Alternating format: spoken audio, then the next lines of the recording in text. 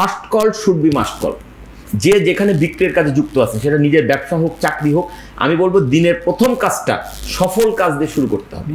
আপনি বিক্রয় বন্ধু নামে বাংলাদেশে ব্যাপকভাবে পরিচিত এবং আপনার অনেক সুনাম আছে এই ব্যাপারে। আমরা আজকে কয়েকটা কৌশল একটু শিখতে চাই। আমাদের বিক্রয় নিয়ে আমার কথা খুব পরিষ্কার, সেটা হচ্ছে এটা একটা মানে পৃথিবীর সবচেয়ে বেশি মানুষের পেশা। কারণ আমরা মনে করি যে শুধুমাত্র যারা মার্কেটিং জব করে, মার্কেটিং কোম্পানি, তারাই সেলসম্যান না, এভরিবডি ইজ এ সেলসম্যান। জন্মের পর থেকে আমরা যে নিজেকে যতটুকু বেচতে পারি ততটুকুই টিকে থাকি। সো আমরা প্রত্যেকেই কম না বেশি সেলসম্যান, কেউ মানে টাকার অঙ্কে, কেউ অন্য সেবার অঙ্কে, ঠিক আছে? সো সেলসম্যানশিপ সবার মধ্যে লাগবেই, কিন্তু এই জায়গাতে আমরা সব ভুল করি, আমরা সঠিক সেলসম্যানশিপ প্রয়োগ করতে পারি না। এই ক্ষেত্রে আমি কয়েকটা মানে টোটকা পদ্ধতি বলতে পারি। যেমন একটা পয়েন্ট হচ্ছে এরকম যে first call should be must call.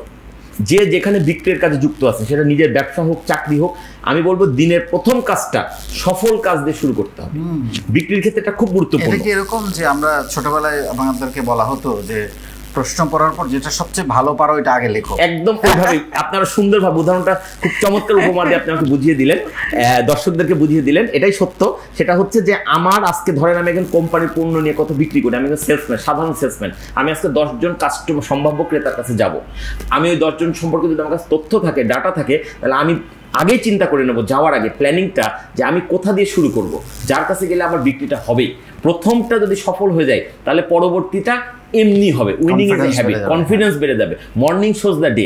So আমার কাছে আপনি এক কথায় বলতে চান যে বিক্রি বাড়ানোর তকমা কি? বিক্রি বাড়ানোর তকমা বা কৌশল হচ্ছে আপনাকে যে কাজটা আপনি আজকে করবেন, দিনের শুরুর কাজটা সফল হতে হবে, এমন কাজ দিয়ে শুরু করেন। এই একটা কৌশল যদি কেউ তার জীবনের অভ্যাসে পরিণত করতে পারে, সে কখনো ব্যর্থ হবে না। আর কেউ যদি দ্রুত উন্নতি চায়, তাহলে তার জন্য আইনটা আরেকটু কঠিন বা নিয়মটা আরেকটু টাইট। সেটা হচ্ছে ফার্স্ট 3 কলস শুড বি মাস্ট কল। একটা হতেই হবে। আর যে পরপর দিনের শুরুতে বা কাজের শুরুতে প্রথম 3টা কাজে সফল হবে, তার জীবনে কোনো পিছুটান বলে কিছু থাকবে না, তার ব্যর্থতা বলে কিছু থাকবে না। এটা খুব গুরুত্বপূর্ণ একটা ব্যাপার। আর এর আগে যেমনটি বলছিলাম, সেটা হচ্ছে যে সব কিছুর ভিত্তি কিন্তু সুস্থতা। ভালো সেলসম্যান হতে চান, আপনাকে সুস্থ থাকতে হবে। আমি সুস্থতায় আরেকটু ডিটেলে আসবো আপনার কাছে। তার আগে আপনি বললেন, আপনার কথা থেকেই আমার প্রশ্নটা আসলো, ধরেন যে তার প্রথম কল, দ্বিতীয় কল, তৃতীয় কল হলো না, তারও তো একটা কোথাও না কোথাও সম্ভাবনা আছে। অবশ্যই আছে। তার জন্য আপনার বার্তা কি? তার জন্য বার্তা কি? তার জন্য বার্তা খুব সিম্পল।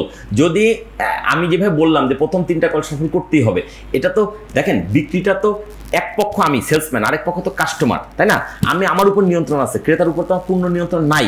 সো আমি যত রকম প্রস্তুতি নিয়েই যাই না কেন, যে কোনো ক্ষেত্রে ফেল হতে পারে। আপনি যেটা প্রশ্নটা করলেন যে ফেল হতেই তো পারে, তাহলে আমি কি করব? আমি বলি সেই ক্ষেত্রে আপনাকে একটুখানি পজ দিতে হবে।